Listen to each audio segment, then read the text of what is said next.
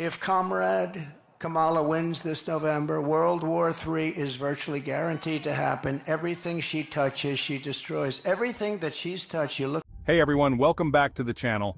Today we're diving into some pretty intense claims made by former President Donald Trump. He's been vocal about his concerns regarding Kamala Harris and her potential presidency. Trump believes that if Harris were to become president, World War III would be almost inevitable due to her foreign policy decisions. He claims that Kamala Harris, in every role she's held, has been destructive.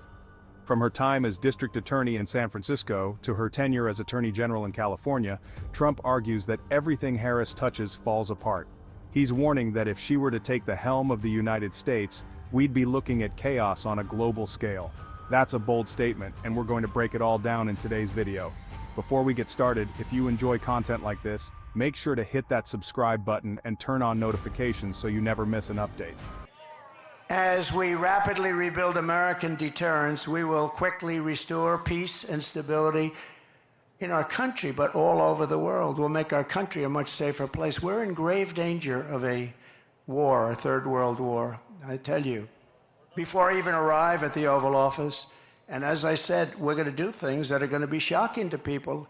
But what I'm going to do more than anything else, I'm going to get things in line, and we're going to prevent that World War III. And if you look at what's going on with Ukraine and Russia, if you look at it now, there's an incursion into Russia. Then there'll be another incursion the other way. Then and then all of a sudden, bad things will start to happen. They're already starting.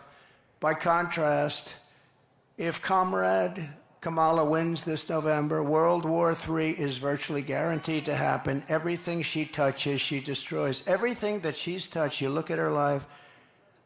She was district attorney in San Francisco. The place went to hell. It was the best city in the world probably 15, 18 years ago, 20 years ago. Maybe in the whole world, it was one of the best cities in the world.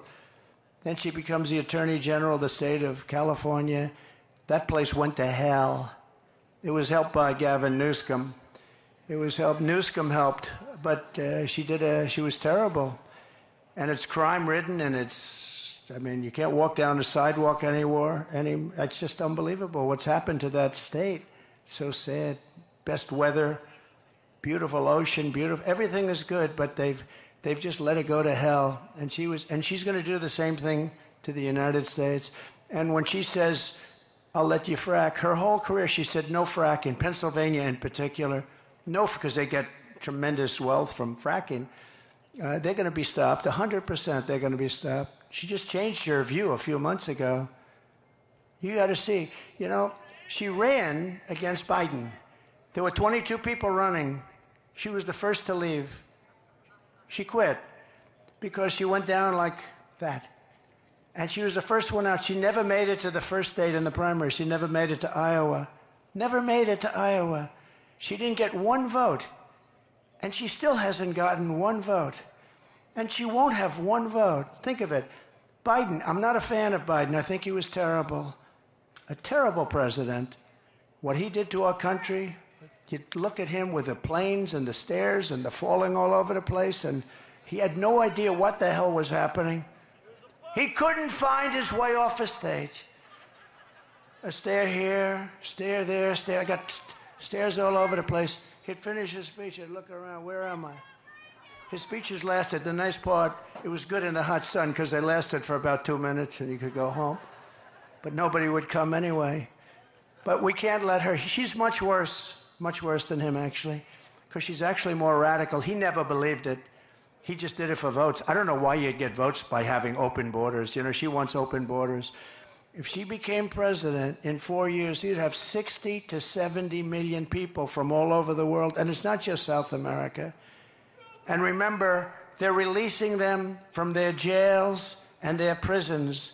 They're coming out of jails and prisons and mental institutions and insane asylums. Then we have hundreds and probably thousands of terrorists that have come into our country. We probably have a few here. Welcome. But we probably have a few here. And she's all for it. And now she's saying, and you see what she's saying, well, the wall was largely built. We were adding space onto the wall. We built hundreds of miles of wall. I actually took it because Congress gave us a hard time and the Democrats were brutal. We had 11 lawsuits. So, there you have it. Trump's stark warning about the potential consequences of a Kamala Harris presidency. Whether you agree with him or not, it's clear that he's raising some serious concerns about her ability to lead the country, especially on the world stage. What do you think? Is Trump's prediction about World War III realistic, or is he just stirring the pot? Let me know your thoughts in the comments below. And if you haven't already, don't forget to subscribe and hit that notification bell to stay updated on all things political. Thanks for watching, and I'll see you in the next video.